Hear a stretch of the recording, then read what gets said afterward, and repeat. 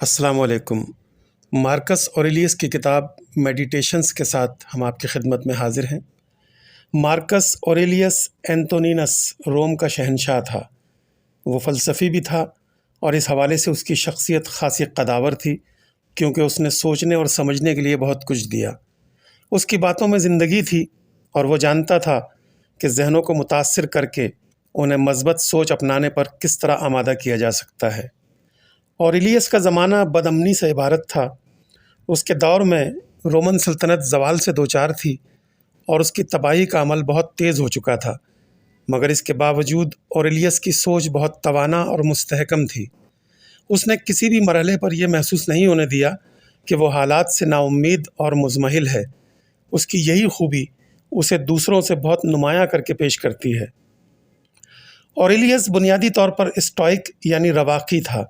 یونان کے جن فلسفیوں نے اسٹوئسزم یعنی رواقیت کی تبلیغ کی تھی، ان کا کہنا تھا کہ انسان کو کسی بھی حال میں حالات کے سامنے سپر نہیں ڈالنی چاہیے، اور اوریلیس نے ان کی رائے پر پوری طرح عمل کیا۔ اس کے زمانے میں رومن سلطنت پر ہر طرف سے حملے ہو رہے تھے، مگر اس کے باوجود وہ ڈٹا رہا اور لوگوں کا بھی حوصلہ بڑھاتا رہا۔ رواقیت کے زیر اثر ہی اوریلیس نے یہ سیکھا کہ کس طرح انسان کو دنیا کی لذتوں میں گم ہونے سے گریز کرنا چاہیے اور ایسی زندگی گزارنی چاہیے جس میں وہ محض سکھ کا غلام نہ ہو بلکہ دکھ کی حقیقت بھی سمجھتا ہو، اور اس حوالے سے ہر دکھی انسان کی مشکلات کو بھی محسوس کرتا ہو۔ رواقیت کی تبلیغ کرنے والوں نے دنیا کو سکھایا کہ انسان کو کائنات کی اصل محرک قوتوں کے سامنے سر بسجود رہنا چاہیے اور اس دنیا کی مختصر سی زندگی کو سب کچھ سمجھ کر اپنا آپ اس کے حوالے نہیں کرنا چاہیے۔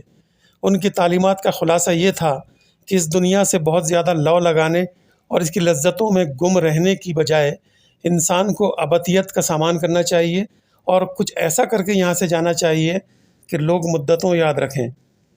اوریلیس شہنشاہ ہو کر بھی سوچنے والا انسان تھا، جو بہت بڑی بات تھی۔ کیا ہم آج تصور کر سکتے ہیں کہ امریکی صدر فلسفی بھی ہو؟ اوریلیس نے ثابت کیا کہ انتہائی نامساعد حالات میں بھی انسان ذہن کو توانا رکھ سکتا ہے۔ میڈیٹیشنز کے مطالعے سے اندازہ ہوتا ہے کہ جو لوگ زندگی کی حقیقت کو سمجھ لیتے ہیں وہ اس سے کہیں آگے جا کر بھی سوچتے اور سمجھتے ہیں۔ اس کتاب کے مطالعے سے معلوم ہوتا ہے کہ انسان کو بہت چھوٹی چھوٹی باتوں پر زندگی جیسی نعمت کو ضائع نہیں کرنا چاہیے۔ ہمیں یاد رکھنا ہے کہ ہم کہیں سے آئے تھے اور یہاں اس دنیا میں زندگی گزار کر واپس وہیں جائیں گے۔ معمولی سی باتوں کو اس بات کی اجازت نہیں دی جا سکتی کہ وہ ہمیں ہمارے بنیادی مقاصد سے دور کر دیں۔ یہ چھوٹی سی کتاب اس جنونی دنیا میں ہوش کا نمونہ ہے۔ اوریلیس کی اس کتاب کے مطالعے سے آپ کو اندازہ ہوگا کہ اس چھوٹی سی زندگی کو بھی بہت بلند اور گراں قدر بنایا جا سکتا ہے۔ جو لوگ زندگی کو بے مصرف گردانتے ہیں انہیں یہ کتاب ضرور پڑھنی چاہیے، کیونکہ اوریلیس کا عمدہ انداز بیان انہیں زندگی کی مقصدیت کے درشن کرائے گا۔ اوریلیس شہنشاہ تھا، مگر اس کی شہنشاہیت کا کوئی نشان باقی نہیں رہا۔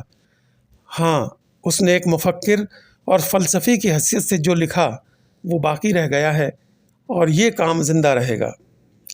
امید ہے مارکس اوریلیس کی کتاب میڈیٹیشنز کا یہ خلاصہ آپ کو پسند آیا ہوگا۔ خدا حافظ۔